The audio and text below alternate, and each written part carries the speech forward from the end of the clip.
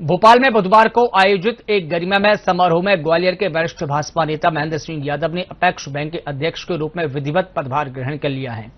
इस मौके पर सहकारिता मंत्री विश्वास सारंग विशेष रूप से मौजूद रहे। पदभार ग्रहण करने के बाद नवनियुक्त अध्यक्ष महेंद्र सिंह यादव ने अपनी प्राथमिकताओं को स्पष्ट किया है। उन्होंने कहा कि उनका लक्ष्य सहकारी से समृद्धि के विजन को जमीनी स्तर पर लागू करना है। उन्होंने कहा कि यह पद उनके लिए सुविधा या भोग का साधन नहीं बनेगा, बल्कि एक बड़ी जिम्मेदारी है। उन्होंने कहा कि उनकी पहली प्राथमिकता प्रदेश के किसानों को समय पर खाद उपलब्ध कराना, उनके भंडारण की व्यवस्थाओं को मजबूत बनाना होगा। इसके साथ ही सहकारिता क्षेत्र को अधिक प्रभावी और पारदर्शी बनाने पर भी विशेष ध्यान दिया जाएगा। इस मौके पर सहकारिता मंत्री विश्वास सारंग ने उन्हें शुभकामना दी। कहा कि उनके नेतृत्व में प्रदेश का सहकारिता क्षेत्र नई ऊंचाइयों को छुएगा और किसानों को इसका लाभ मिलेगा। प्रदेश के मुख्यमंत्री डॉक्टर मोहन यादव जी के नेतृत्व में भी हम सहकारी आंदोलन को पूरी तरह जमीन पर उतारने का काम,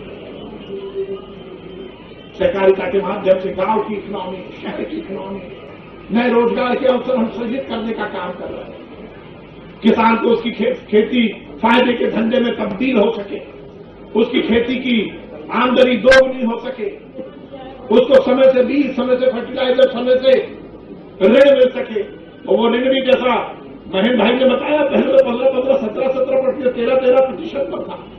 आज 0% ब्याज पर ये भारतीय जनता पार्टी की सरकार है जो किसानों को ऋण देती है। हम एडवांस फर्टिलाइजर के स्टोरेज से एक किसान को फर्टिलाइजर दें।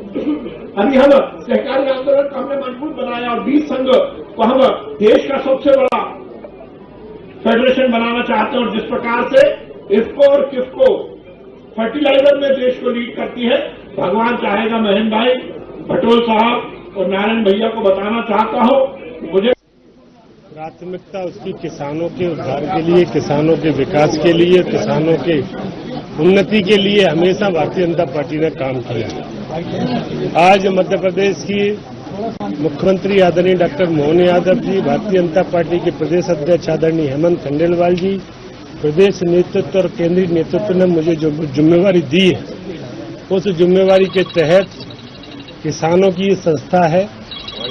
हम सब कहते हैं कि भारत की आत्मा अगर कहीं बसती है तो गांव में बसती है। उस गांव में, जिस गांव में धरतीपुत्र किसान निवास करता है, और इसलिए ये किसानों की संस्था होने के कारण जितना अच्छा हो सकता है किसानों के लिए, सरकार की योजना के माध्यम से जो जो बातें नीचे तक पहुंच सकती हैं वो पहुंचाने का काम किया जाएगा। आपको सबको ध्यान होगा, कोऑपरेटिव के क्षेत्र में